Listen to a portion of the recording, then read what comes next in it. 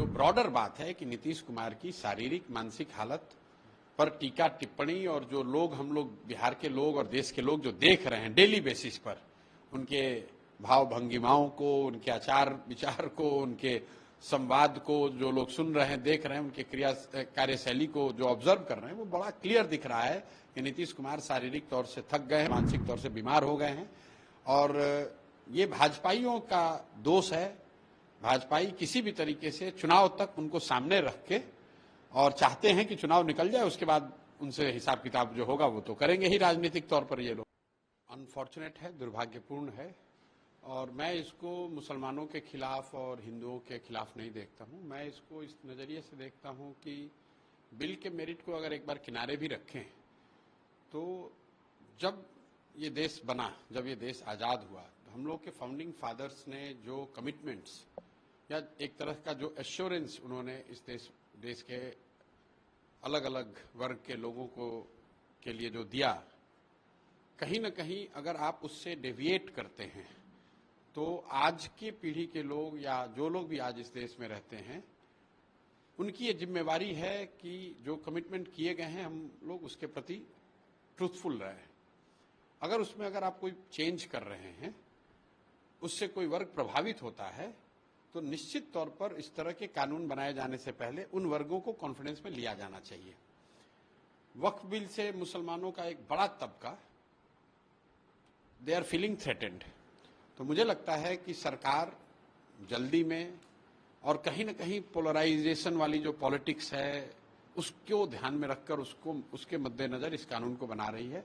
उनको वक्फ की जमीन से कितना मतलब है मैं नहीं जानता हूं, या वक्फ की संपत्ति या उसके कार्यकलापों से कितना मतलब है ये मैं नहीं जानता हूं। उनको इससे मतलब है कि ये हिंदू मुस्लिम होता रहे। दूसरी बात इसमें यह है कि सरकार अभी लोकसभा में उनको मेजॉरिटी नहीं है, और वो कानून अगर ला रहे हैं तो वो कानून इसलिए बना पा रहे हैं कि नीतीश कुमार जैसे लोग सरकार की मदद में खड़े हैं। क्योंकि अगर नीतीश कुमार जैसे लीडर लोकसभा में इस बिल के पक्ष में वोट न दें तो किसी भी हालत में सरकार ये कानून नहीं बना सकती है। भाजपा वाले लोग तो मुसलमानों को अपना वोटर नहीं मानते हैं, उनको अपना समर्थक नहीं मानते हैं, एक तरीके से राजनीतिक खींचतान और लड़ाई ही है।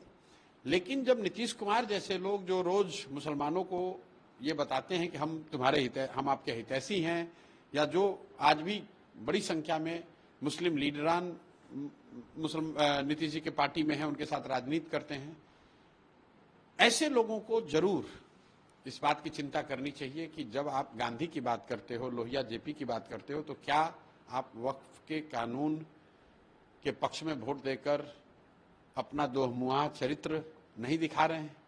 तो नीतीश जी जब इस कालखंड का इतिहास लिखा जाएगा तो इस कानून को बनने का दोष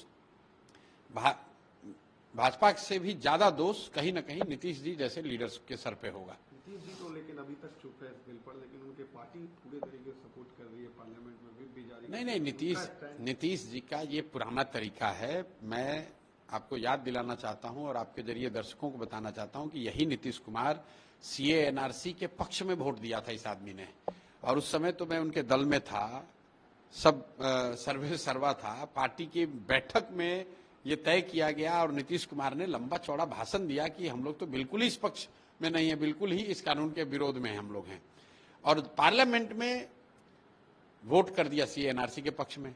मैंने जब आकर नीतीश कुमार को सामने से कन्फ्रंट किया तो नीतीश कुमार ने ये कहा कि भाई आप बाहर, बहुत पत्रकारों का जामवाड़ा था उस समय, तो कहा कि आप जाकर बाहर बोल दीजिए कि बिहार में ये बिल लागू नहीं होगा। वो तो हम दौरे पर थे और लोकसभा में सब नेता लोग कैसे वोट दे दिया हमको पता ही नहीं चला। उस समय मुझे लगा कि ये व्यक्ति किसी का नहीं है, ये भाजपा का भी नहीं है, न मुसलमानों का है।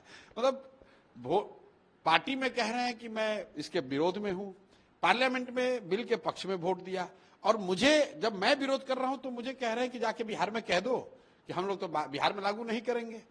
तो हर वर्ग को साधने और एक तरह से बेवकूफ बनाने की ये इनकी पुरानी नीति रही है, और नीतीश कुमार का चरित्र कहीं ना कहीं ये जनता देख रही है और देखकर ऊब चली है। अब नीतीश जी के जगह कल एक फोटो वायरल हुई, क्या कहेंगे इस कंडीशन में? अब मैं इस पर कोई टिप्पणी नहीं कर सकता हूं, क्योंकि पहली बात तो मैंने वो वीडियो फोटो देखी नहीं है, लेकिन जो ब्रॉडर बात है कि नीतीश कुमार की शारीरिक मानसिक हालत पर टीका टिप्पणी और जो लोग हम लोग बिहार के लोग और देश के लोग जो देख रहे हैं डेली बेसिस पर, उनके भाव भंगिमाओं को, उनके आचार विचार को, उनके संवाद को जो लोग सुन रहे हैं, देख रहे हैं, उनके कार्यशैली को जो ऑब्जर्व कर रहे हैं, वो बड़ा क्लियर दिख रहा है कि नीतीश कुमार शारीरिक तौर से थक गए हैं और मानसिक तौर से बीमार हो गए हैं। और ये भाजपाइयों का दोष है।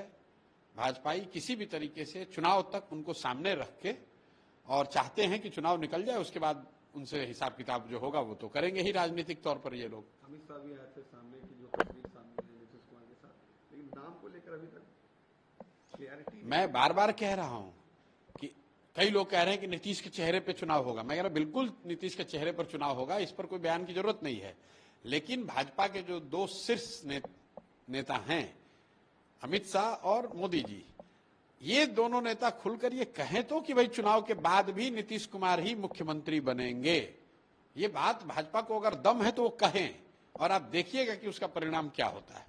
ये भाजपा के बड़े नेता कह नहीं सकते हैं।